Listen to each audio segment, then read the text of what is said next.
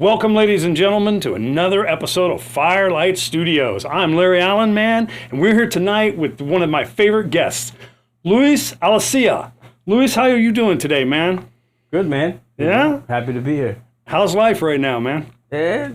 Not busy, but good. Spending time with my family. Yeah? Which is always busy. Yeah. Well, I'm sure. So you're pretty much at home right now, right? For a little while? Most of the time, yeah, I'm home. If I'm going out, it's maybe 1 to 2, couple of days a week, out of the month, but not crazy. Being more home than anything else. But yeah, it's not traveling like that like I used to. Trying to be home, be more of a dad.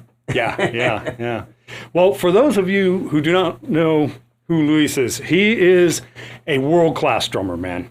This guy is a monster in the Latin jazz, Latin fusion type of world, man. He's incredible.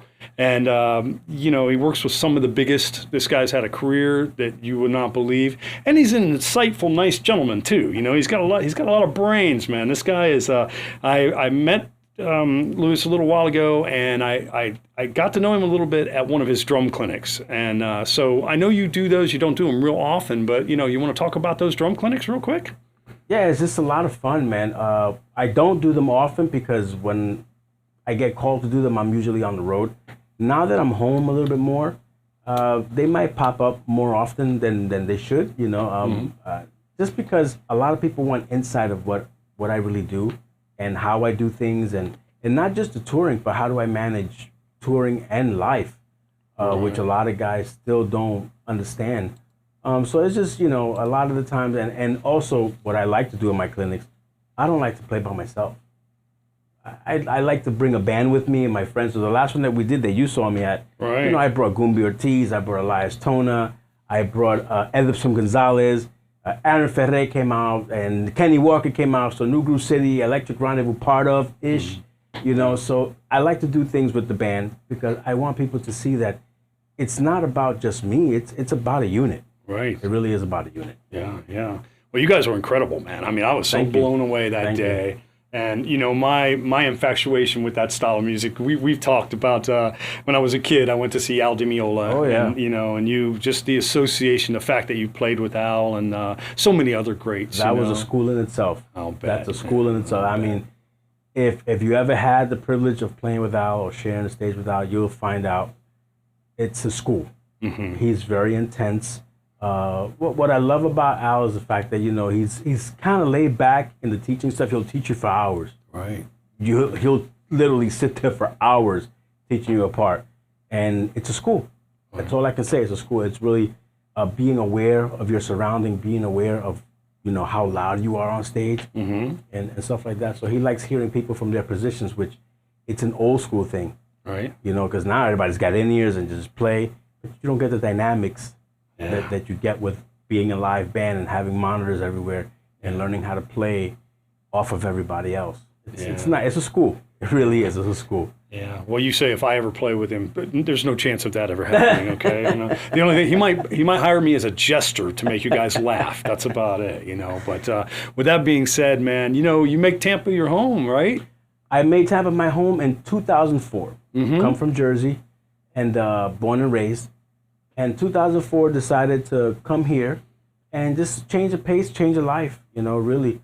And my career really didn't blossom. Even though I got here, I didn't know anybody. Started playing with local guys when they found out I can play. And it was about, I want to say 2012, 2011, 2012 is when I met Gumbi Ortiz.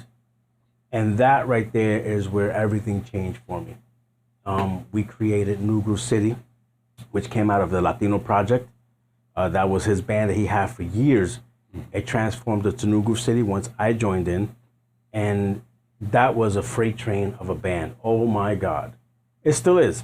It's a freight train of a band. Yeah. Through Gumbi, the door for the Al Di Meola gig came through.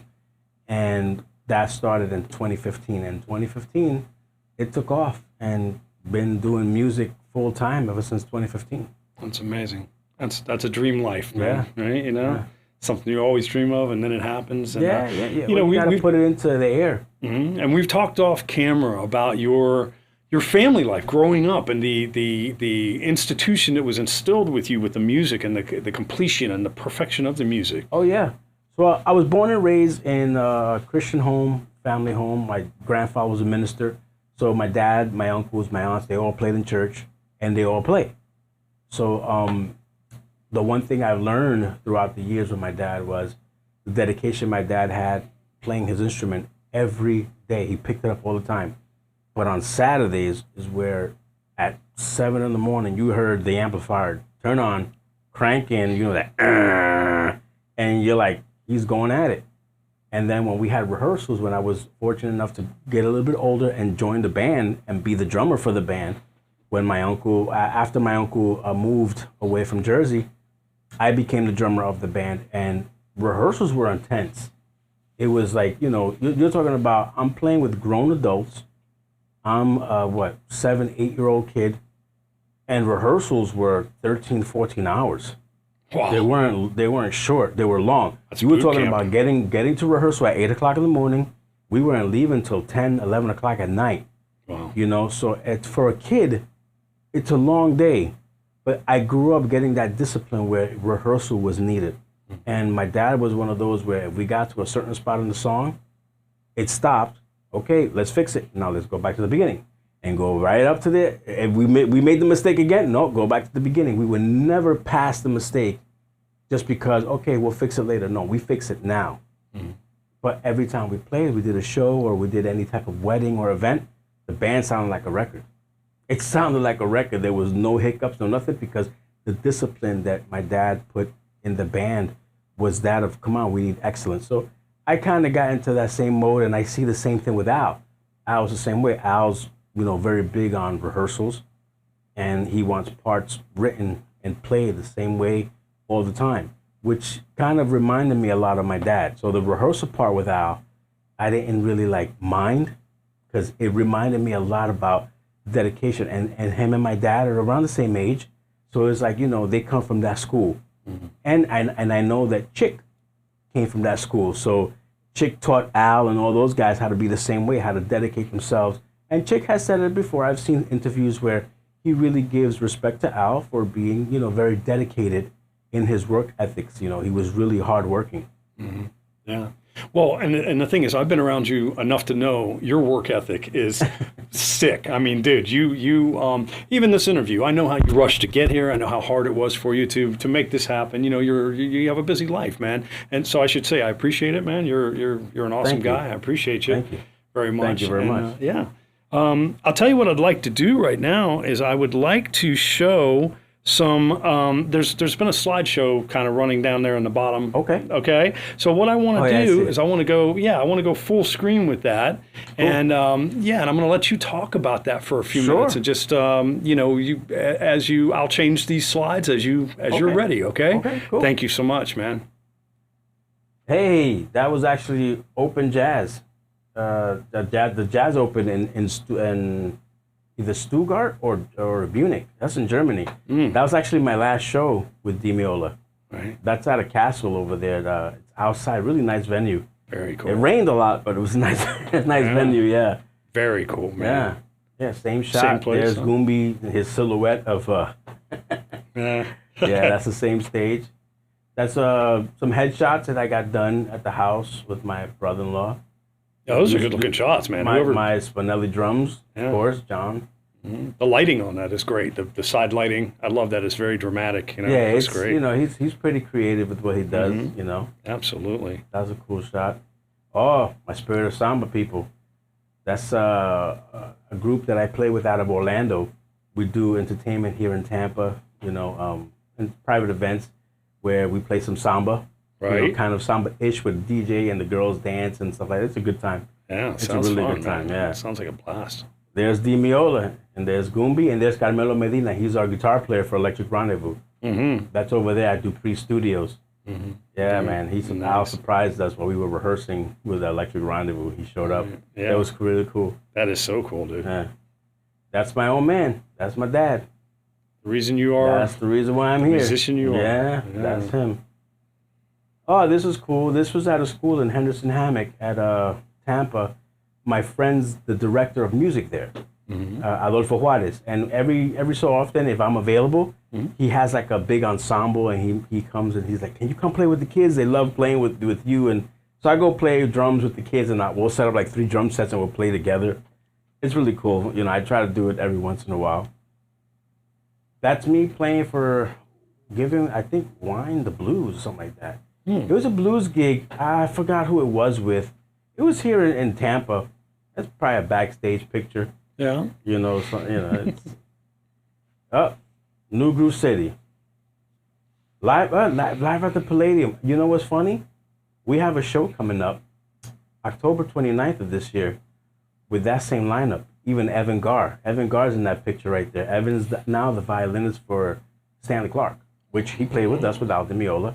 But that same lineup is playing. That's funny that you put that up. Yeah, We're playing now. If you need somebody to carry your sticks at There that you show, go. I'll be there. That's the group for Eddie V. So that's Aaron Ferre on top, Theo Valentin, Elias Tona, which you guys know as he's my right-hand man with Al Di Meola, and myself. That's the Eddie V's crew. Absolutely. From Wednesday and Thursdays.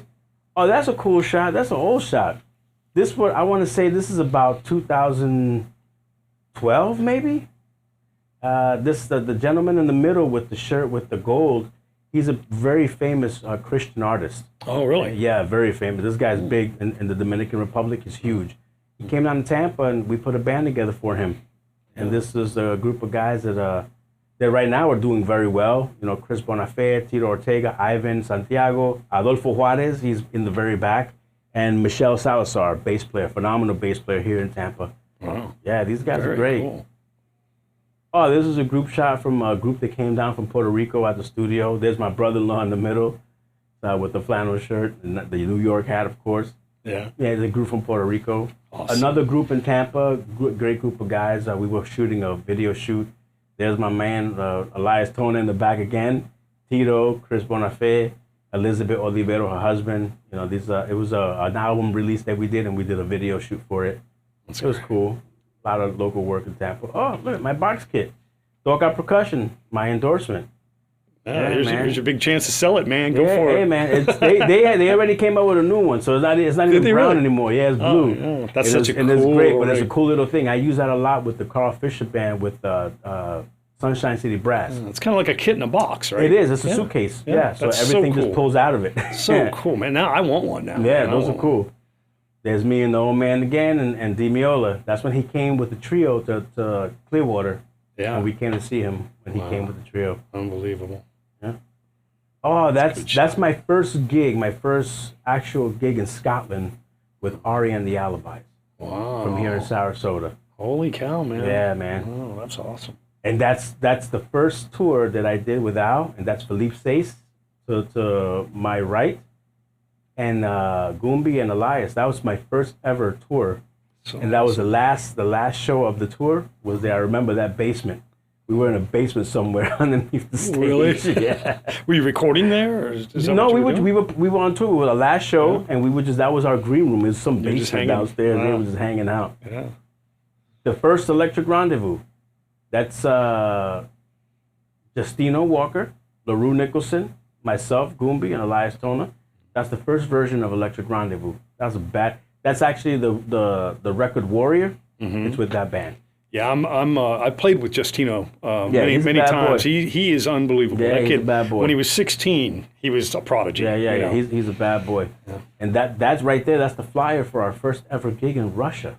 Very cool. They took us. So Roman Moronishchenko took us to Russia. The gentleman on the bottom of that flyer, and he's a big Di Meola fan. Oh my God, this guy loves Di Meola. He plays almost identical to him. Very cool. And he took us to Russia when he heard the band and what we were doing. He took us to the Kaluga Jazz Fest. It was really cool. And that's in Russia. That's me, Elias, and Stanley Jordan. Wow. That's another shot of us. That's Evan Garr right there to my right. And the rest of the band, Philippe Sace, Al Di Meola, Gumbi Ortiz without his shirt on. Just the best. My first gig with Al at BB King's in New York. Unbelievable. That's man. the first run that we did in 2015. And that's when my dad saw me play for the first time. That's when you knew you kind of made it, right? At that show. He didn't really believe me until he came to the show. He saw me on stage with Al. How proud, man. He must have been so proud of you. Yeah, man. That's a great picture. Oh, that's Julio Iglesias, man. Yeah. That's somewhere, I don't know, because we traveled so much with Julio. We went across the globe, and 2016, 2017. Playing with a legend. That's man. in South Africa. Unbelievable. That's in South Africa. We were sitting at the market and took pictures with the band that was there. Yeah. And we were just eating and hanging out in the market. And yeah, that's in South Africa. Sounds fun, man. That was cool. Julio Iglesias there again. Yeah, that's one of the shots from the casino. We were playing at some casino out in I don't know where. Yeah. It was a lot of shows. That's Sydney. You know, the opera house behind. Yeah. Yeah, man, we had a good time there too. That was a long flight. Oh, I considered 32 hours, man. Were the toilets flush backwards? Oh, I don't know. I don't even remember. You didn't notice that? The toilets flush backwards. Everything was a blur. Yeah, they go like counterclockwise. Really? Yeah. It's amazing. I don't even remember. Oh. That's I think that's in South Africa. Either South Africa or Sydney, one of those two. Mm-hmm. That's one of the venues. The Tokyo Jazz Festival, the Meola. Yeah. Yep. Wow. Man. Yeah.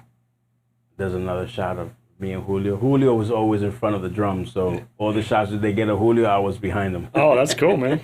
Worked out good. That's in Luna Park with Julio Iglesias. That's in Argentina. Yeah. Wow. That's a big venue, too, man. That's the first day, the first ever gig I played with Gumbi Ortiz at HCC. Wow. We did a show with Carlos Marchena and kind of what New Groove City turned into there that night. Yeah, that day. It was good. I think my daughter was like 3 years old. You surround yourself with greatness, man. We've talked about that before. Yeah, you got to. Well, you have to. I've been lucky. I've been fortunate enough to be surrounded by some really good musicians. Mm-hmm. And that's when I got my Toca endorsement at NAMM 2019. Oh, cool. Yeah. I walked off. I went to NAMM with Ariane Alibis because they were endorsing Sennheiser. And I asked Gumbi if he can hook me up with LP maybe or something like that. Mm-hmm. And they did. But then I went up to the Toca booth and I saw a bunch of my friends. And one of my friends, Eric Pisa, Keki, he's endorsed by Toca. And I see his pictures, big poster of him. I'm like, that's Eric. Mm-hmm. And I go up to the booth. Sure enough, he's there. And he's like, what are you doing here? And he introduced me to Mark Petroselli. And I became a Toca endorser that night. Awesome, it was great, man. And I'm still with them. That's so Sirius XM. So here's a funny thing about this. This is with the Alan Carmen Project. There's a jazz project here in town. Alan Carmen's a very well-known guy here. He's been here forever. Plays bass. And we did a record, and Sirius XM brought us in to do a live shot. And we did a live recording at the studio. But if you look close in that picture, Felipe Sace is looking through the window, and he's grinning at me because I'm taking the picture outside, and his silhouette's in the back. And I didn't even notice it until he told me. I showed him the picture. He goes, look at the picture really good. He's sitting in the back window making faces at me. That's so cool. That's pretty cool.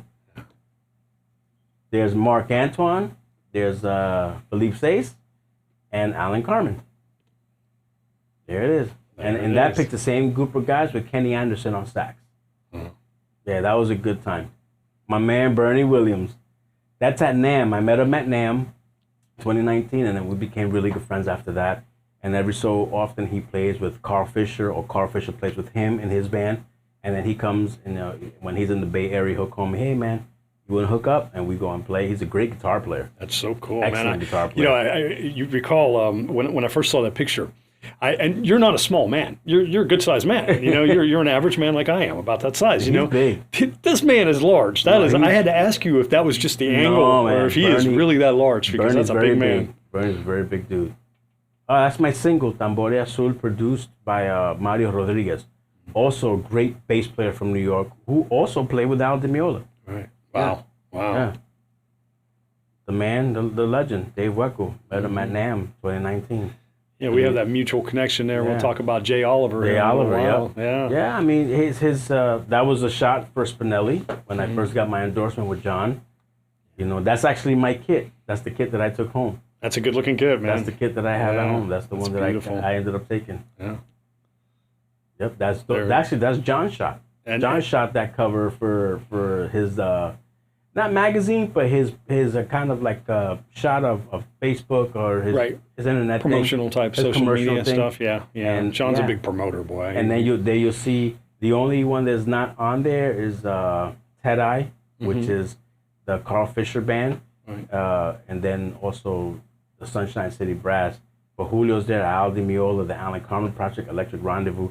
The list was so big, John couldn't put all those names on the cover. Yeah, that's amazing. That's my shot with Durill Cymbals. That was a shot at Grace Family Church, if I'm not mistaken. I took it on my cell phone and I sent it to Durill because that was when I first got my endorsement with them. Right. Yeah. And there's Sunshine City Brass. So that's Carl Fisher to the right, Tim George in the middle, then Patrick Bedison. A lot of guys, Patrick has been around here for a long time, so has Tim George. Everybody knows who he is. Yep. And myself, we're at Yoshi's. The funny thing about that Yoshi's gig was that the night before I was there, I had already made my transition out of the band and wanted to stay home. And he was playing that Sunday, and we played that Monday the next day. Really?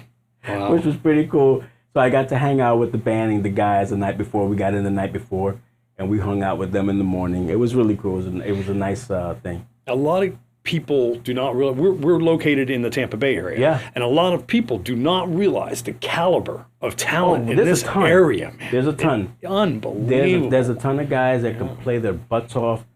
But besides that, they're just great human beings. Yes. Like this group right here, Carl and these guys are just great. There is a community of musicians in Tampa Bay that's existed for a very long time. Yeah. And it's not going anywhere, man. It's going to... And that's me with the samba group playing at Dio's, playing my pro line, timbal setup from Soca. Cool.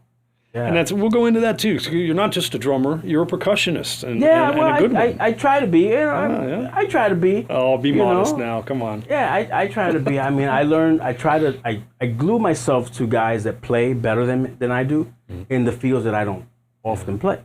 Yeah. So when it comes to percussion, I try to glue myself to Gumbi and how he does and watch him. And, a lot of people don't understand that when I first met Gumbi, he was playing with his group, Latino Project. They were playing at Ceviches on Friday nights, and this was when he was already kind of like taking not a break from touring, but he was on that like, okay, I'm not touring anymore for a couple months. I'm gonna be home, and he was at Ceviches every Friday night. I will go every Friday night, not to go play, just to go watch. Wow. And feel that energy that he gave in the instrument. Until one day he sat me down and made me play percussion. He made me play conga. He went and he had to get up and he said, I got to stretch my hands. Can you play? I said, sure. I came in to play.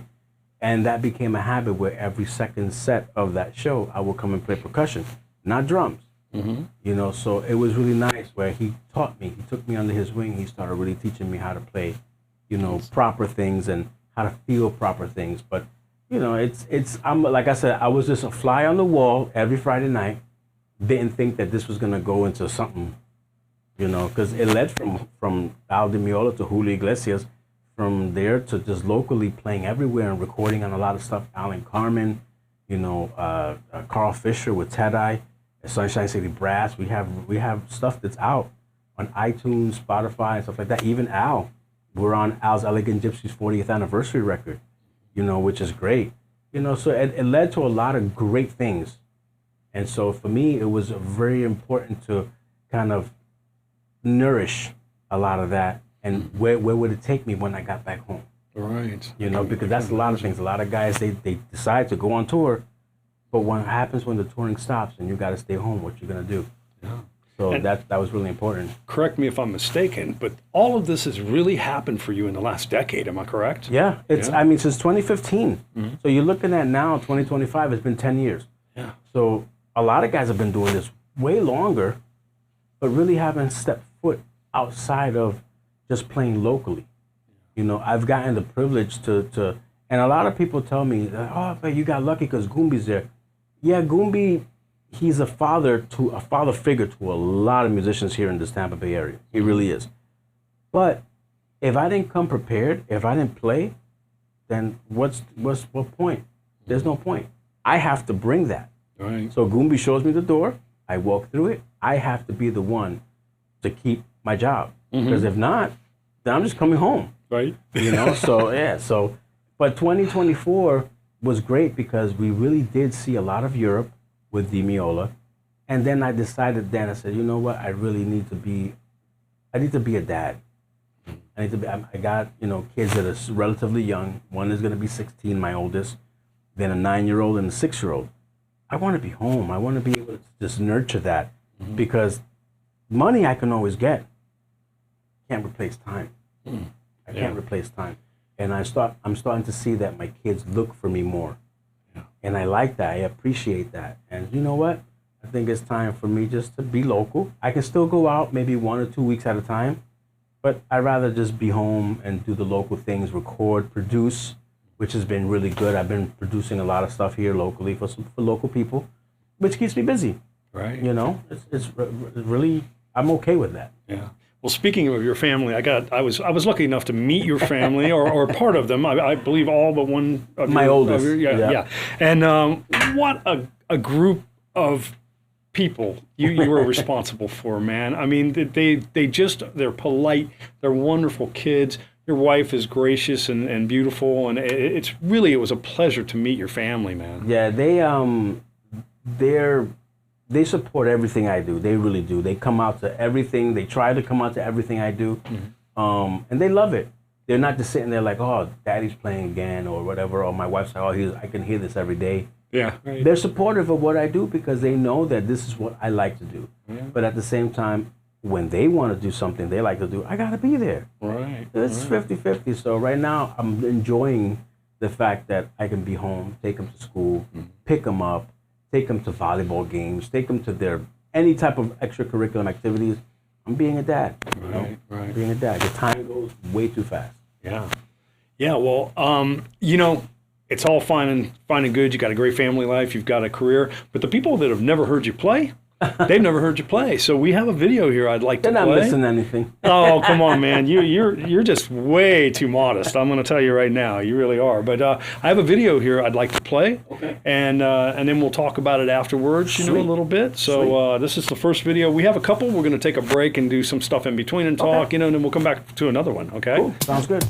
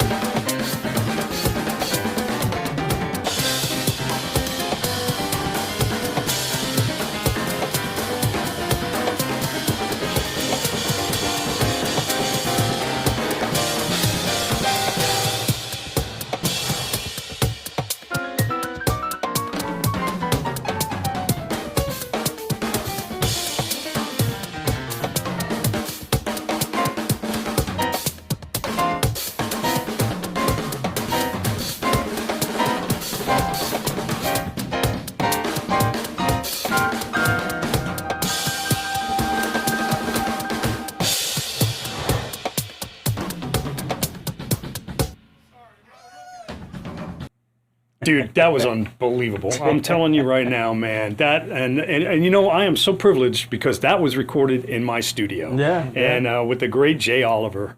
Yeah, Jay. I mean, I met Jay once before that at the open house that Spinelli had, and we played there for the first time. I didn't know what to expect. It was Jay Oliver, and when I heard him play and we played together, it's when I realized, man, I really haven't been studying Dave Weckl all these years or listening to Dave. I've been listening to him, to Jay Oliver, the sound that he has, the playing that he has. I'm like, oh my God, wait a minute. You know, so it was nice, but then when he called me for this thing, for the Groove Clicks, I was really nervous because I'm like, yo, it's Jay Oliver, you know. This guy has played with everybody under the sun, but one of the best drummers in the world, Dave Weckl. You know, so he's a really super human. Yeah. I mean, and he's just great, you know, to be around with. So that was really cool. You know, I didn't know what to expect. I haven't seen that clip, so it was really cool to watch. I can vouch for Jay, man. Me and Jay are very close friends, and I can tell you, Jay's a great guy. He's a great producer. Obviously, he's a great. Definitely. He searches out talent like it's unbelievable. This product, Groove Clicks, that he has is great, and he can make a hell of a margarita, man. The guy was on tour with Jimmy Buffett for quite a while. I'm sure he can make one. Yeah, of course. If you're with Jimmy Buffett, you know you're drinking margaritas. That's it, man. That's it. I'll tell you what. Do you want to have some fun, man? We like to do a segment that we call "Is This Real?" Okay. Oh boy. And yeah, well, you know, there's so much stuff out there, man. You know, there's so much on the internet nowadays that who knows, man, if it's real or not. And this guy I've been following recently, man, he has been swearing up and down that, you ready for this? That Lady Gaga and Amy Winehouse are the same person. That Amy Winehouse never passed away. She just disappeared for a while and came back with some crazy makeup. Okay? And this guy here is mounting a lot of evidence. So let's take a look at these pictures. This is a layover that he did. This is a half and half.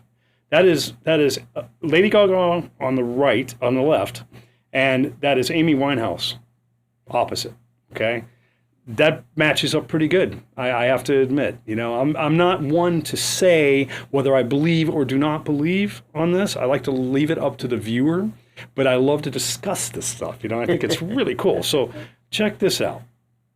That's another one from a different angle.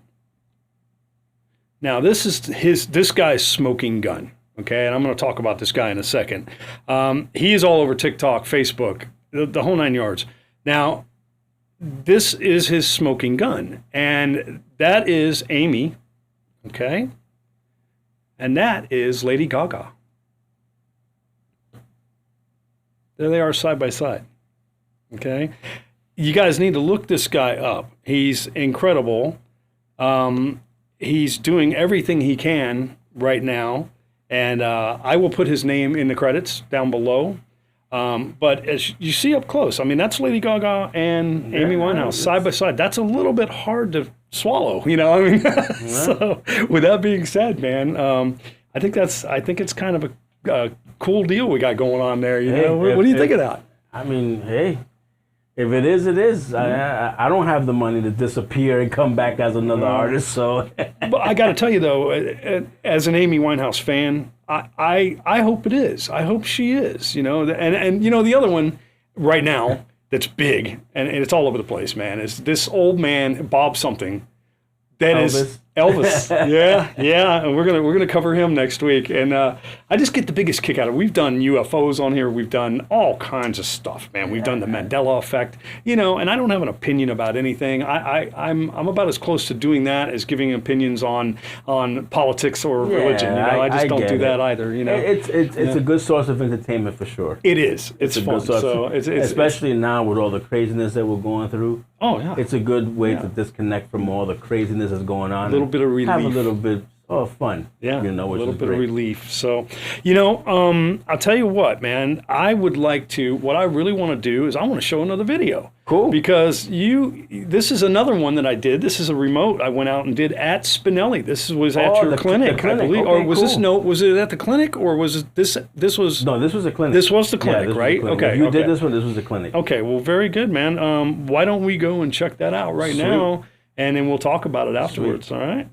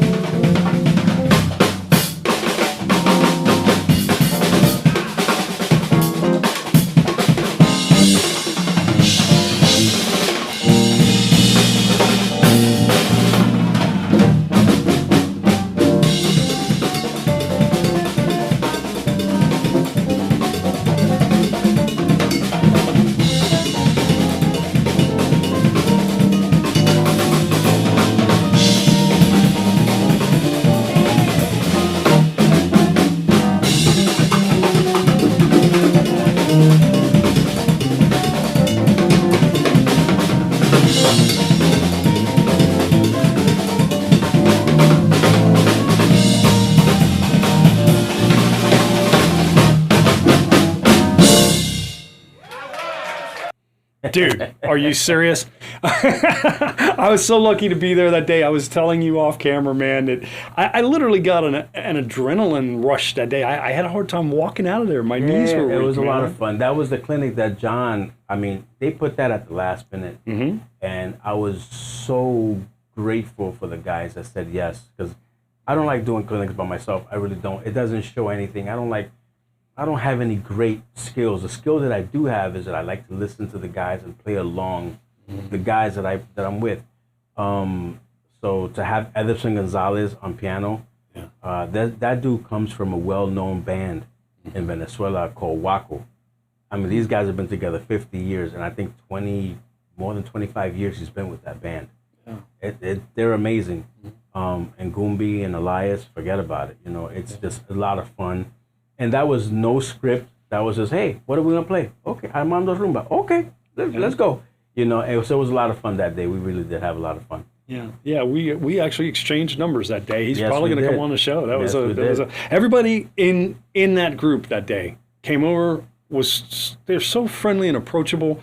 And, you know, I asked them about whether they were interested in the podcast, and every one of them followed up with me, and it's just been wonderful, man. I can't wait to get Gumbi on here. You know? Yeah, that's the name of the game. The name of the game is surround yourself with the same people that think just like you, act like you, because you know what, at the end of the day, I mean, the knowledge that I have, I didn't go to school for. These guys, I know that, like Elias and Ederson, they studied. I know they did. They went to school. They got their things together. But a lot of stuff I don't, so I try to surround myself with guys that are that type because they school me. I like to get schooled. I like to learn different things and try to absorb as much as I can from everybody else. Mm-hmm. So being around those guys and being that they're I mean, Elias is just the most humblest person that you would ever meet in the street. Like you would never think that he's that phenomenal of a bass player, you know, because he's just walking down the street like whatever. He doesn't have that attitude, and Ederson neither. You know, me and Gumbi, we've been together now since 2012, and people see us and they don't think anything, but when they see us on stage, like, yo, wait a minute. Mm-hmm. It's a different thing, but when they see us off stage, we're a bunch of clowns. We like to have fun. We want to just have a good time. It's about having a good time. I don't want to be depressed all day. That's not what we are.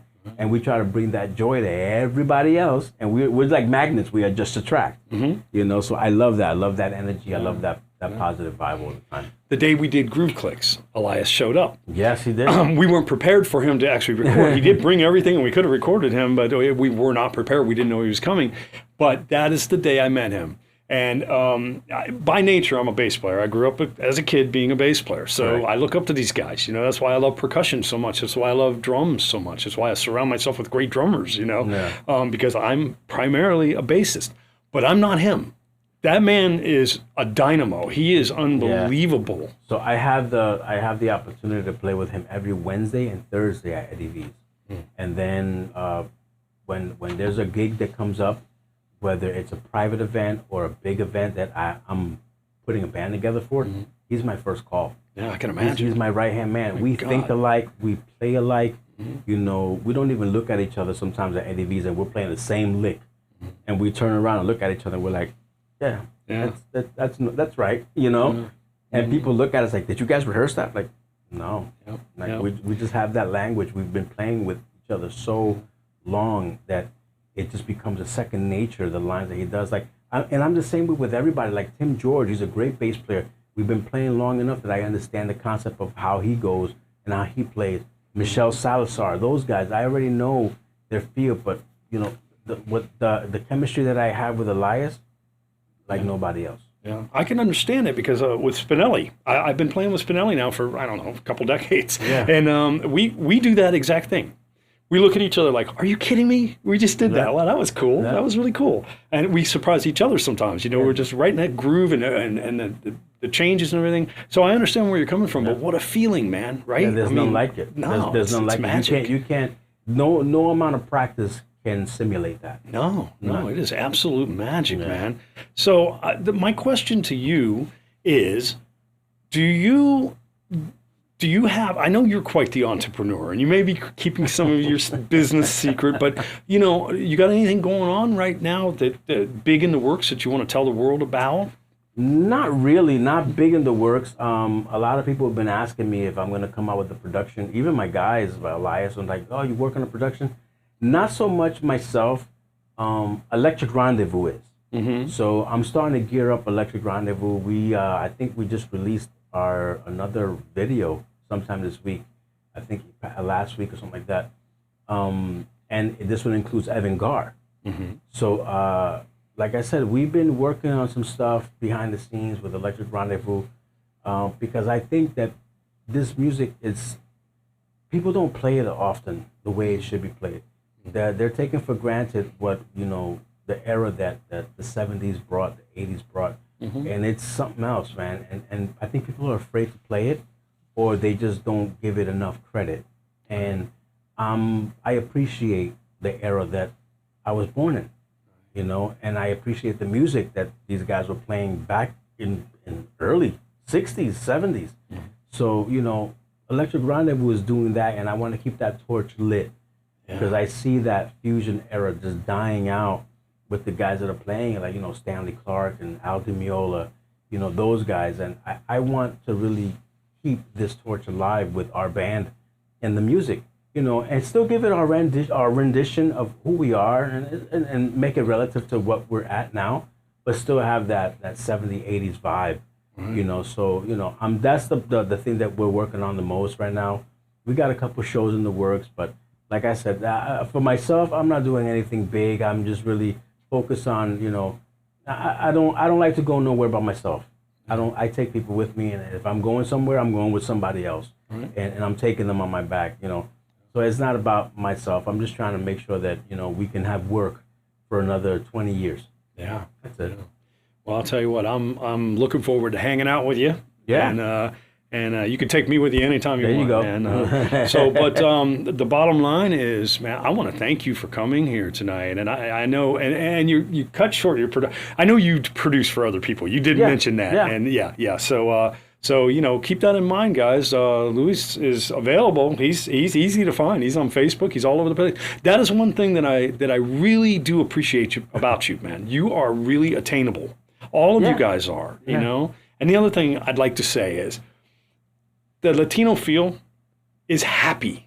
It makes me happy, man. That's why I like Latino music. It makes me happy. That whole feel. There's nothing more positive coming from any stage than that feel, man. I mean, it has to be. Yeah, it has to be. The music. It's we make it because we want people to have a good time. Yeah, I want to dance. You gotta dance. That's the bottom line. I want to dance. At the end of the day, the music is not about here's the thing, and I'm sorry if I'm going to offend maybe my Latin salsa people, but which I call the clave police, and which is it's 3-2, it's 2-3.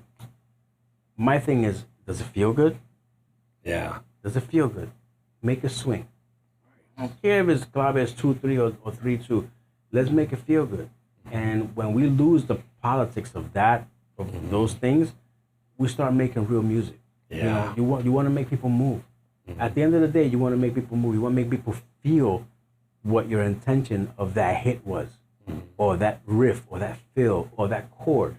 Yeah. There's an intention behind everything. We want people to feel that while we play. So.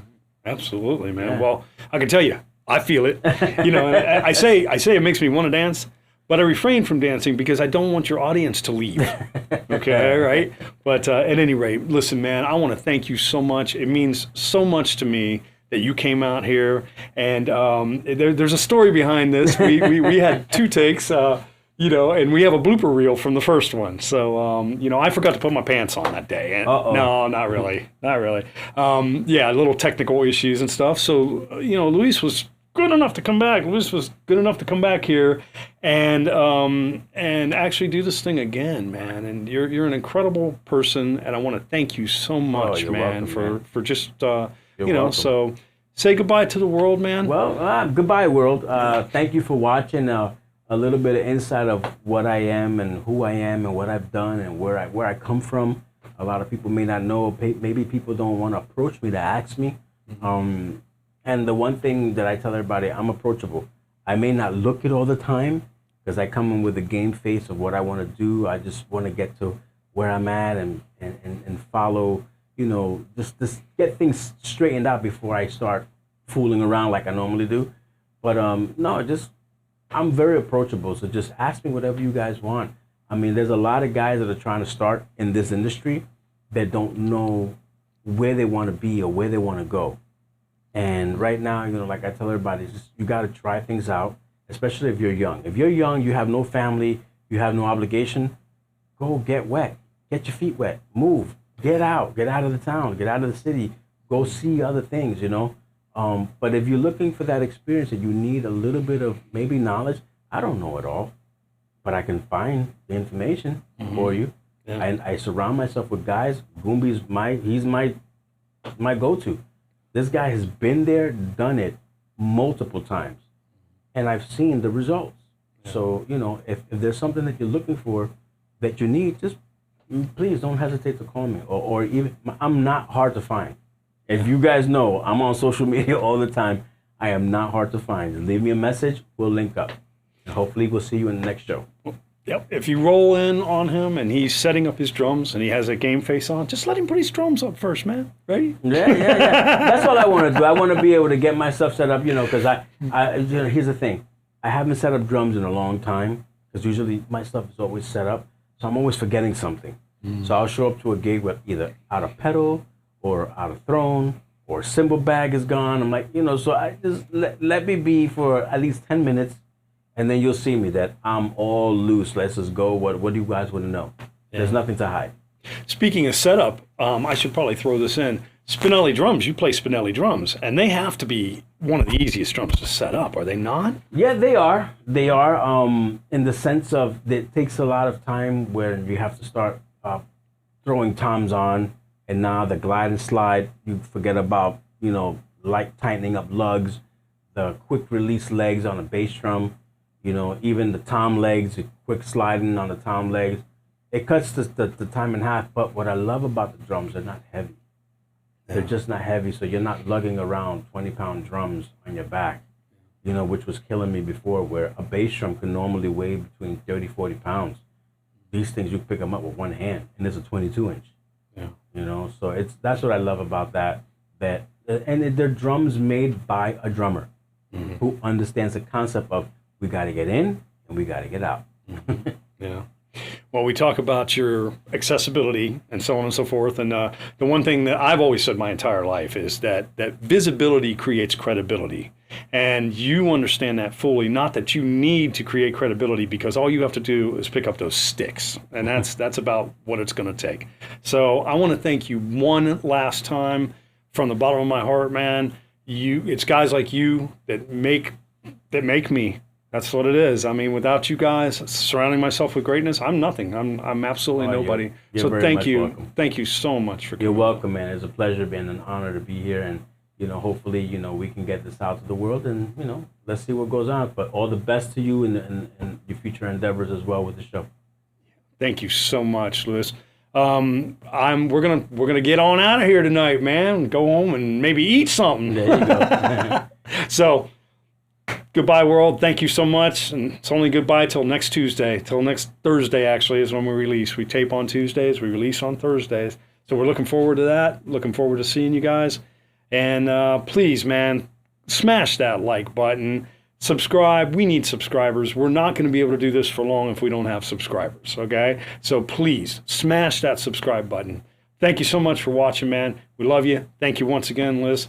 Bye.